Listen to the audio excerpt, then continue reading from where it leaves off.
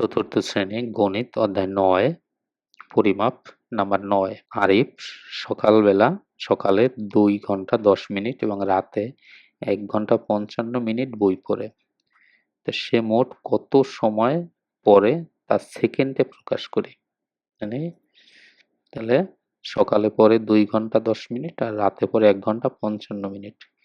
এই সময়টাকে সেকেন্ডে প্রকাশ করতে বলছে।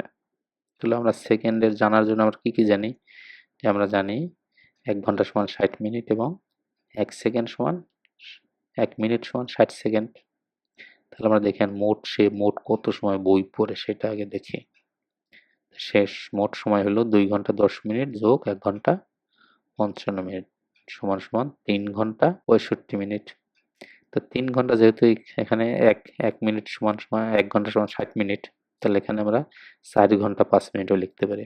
তাহলে ৪ ঘন্টা ৫ মিনিট যেহেতু ১ ঘন্টা সমান ৬০ মিনিট। তাহলে এখন কি বলছে ৪ ঘন্টা ৬০ মিনিট। তাহলে এটাকে এখন মিনিটে নিয়ে আসি সব, তাই না? যেহেতু আমাদের সেকেন্ডে বের করতে বলছে। তাহলে এইটাকে আমরা সম্পূর্ণ মিনিটে নিয়ে আসি। ৪ ঘন্টা ৫ মিনিটকে মোট কত মিনিট হয়? তাহলে মোট মিনিট হলো তাহলে ৪ গুণ ৬০ যেহেতু ১ ঘন্টা সমান ৬০ মিনিট যোগ ৫ মিনিট, তাহলে হবে ২০০ ৪ × ২৪ ২৪০ আর ৫ ২৪৫ মিনিট। তাহলে এখন সেকেন্ডে নিয়ে আসি এই ২৪৫ গুণ ৬০ সেকেন্ড। তাহলে যেহেতু ১ মিনিট সমান ৬০ সেকেন্ড তাহলে হবে ১৪৭০০ সেকেন্ড। উত্তর ১৪৭০০ সেকেন্ড। Thank you.